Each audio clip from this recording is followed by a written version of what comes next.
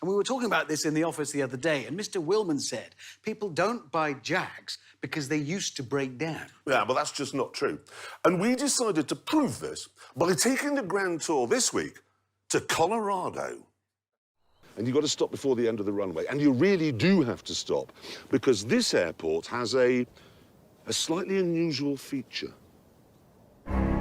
Perched on the summit of a rocky mountain, Telluride is the highest commercial airport in the US.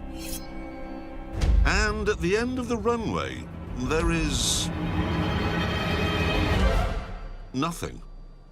Just a 1,000-foot drop to an uncomfortable end. Here we go! Yes, there it is. It has got some shove, that. Forced induction, of course, is what you need at this kind of altitude. That's why superchargers were fitted to the Spitfire and the Messerschmitt. That's 80, 90, there's 100. Oh, those brakes are medium good, and that's a worry. Right, now we're alone, viewers. I'm going to admit to you that my car has gone into limp home mode, which is not ideal for this sort of thing. In 3, 2, 1.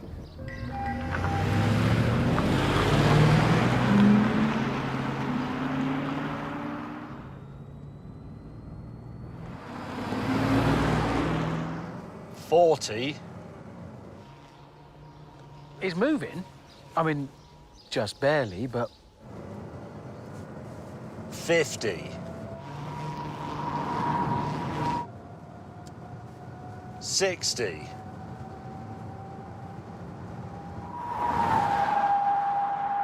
He's still accelerating.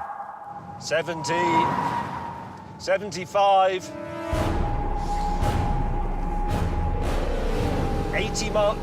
80 miles an hour. 90. Oh my God.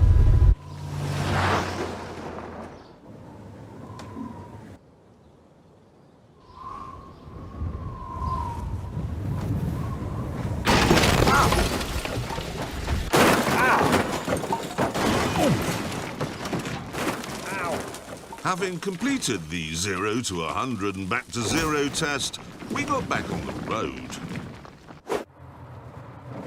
Well, all credit to James's XK8.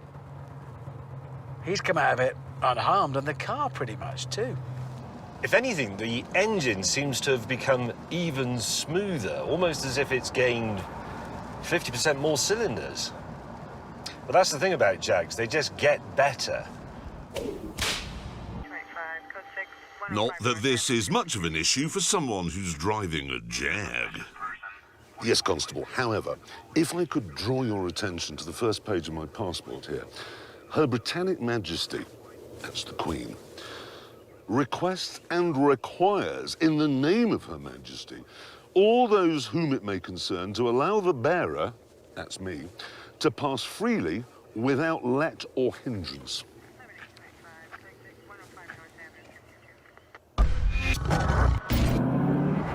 Did you get away with that? Yeah, I just hit him with the passport thing. Very good, yes. Honestly, it works every time. Never fails in America, that. I also told the officer I was travelling with Mrs. May, the British Prime Minister. And he believed me.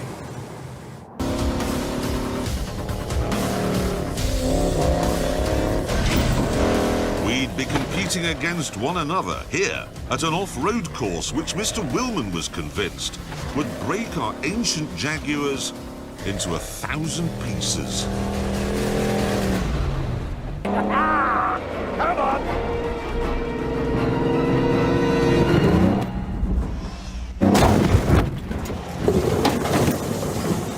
Does it actually start?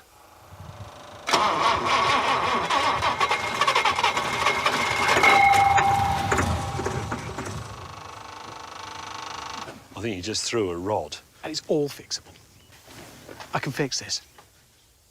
And sure enough, I would have bet my left ear that Hammond would never be able to get that Jag going, and yet he has.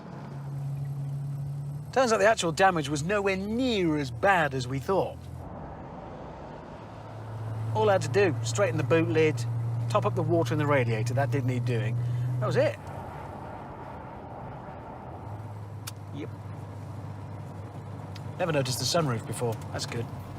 So there we are, proof you can go off-road racing with 3 Jaguars and all of them will survive. Do you know why the English like warm beer? Because Lucas makes refrigerators too. Good. Thank you so much. Yeah, you bet.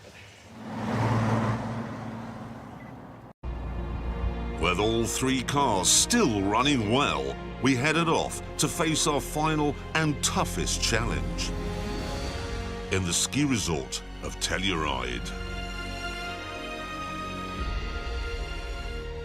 Rich pickings for a man with a Jag. Hello, my dear. Having found somewhere to park, Hammond checked into the hotel. Check in, please. Thank you. Can I borrow your pen? Thank you. Oh, thank you very much. Thank you.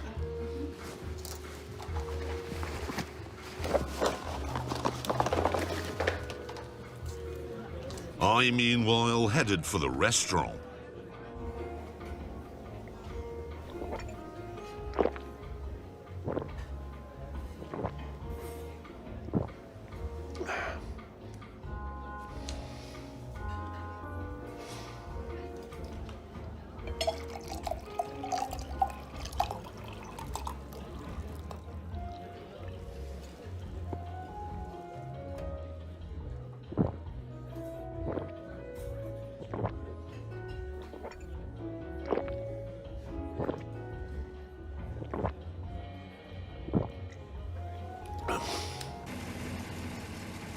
I could take your coat. Thank you very much. Had a pleasant trip. Yes, Lovely. thank you. Your hat. Oh, thank you. That's your bag as well, sir. Thank you very much. If you'd like to go and see my colleague on reception, that would be marvellous. Excellent. Thank you very much. Thank you. Right, that's my warm weather gear sorted out.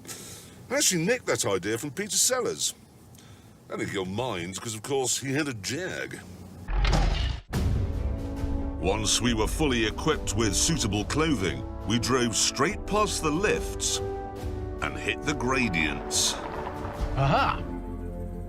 If this works, I will eat my own head. 6-wheel drive, all at the same time.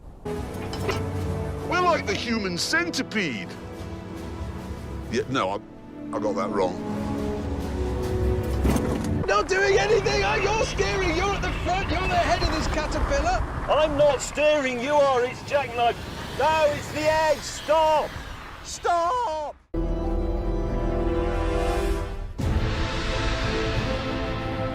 there we are, the summit. 12,500 feet. We have made it. Woohoo!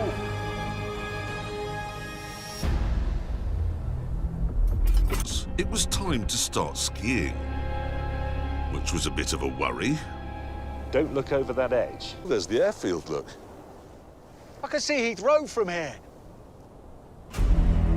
But since the only way down was down, we set off. Gingerly.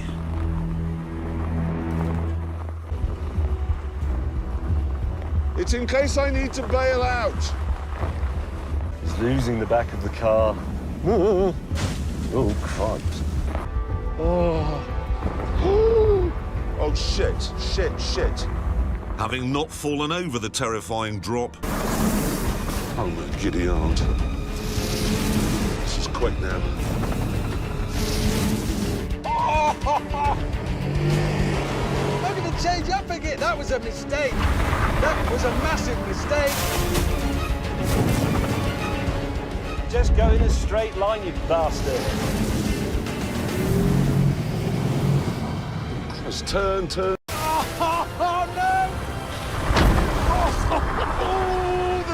accident!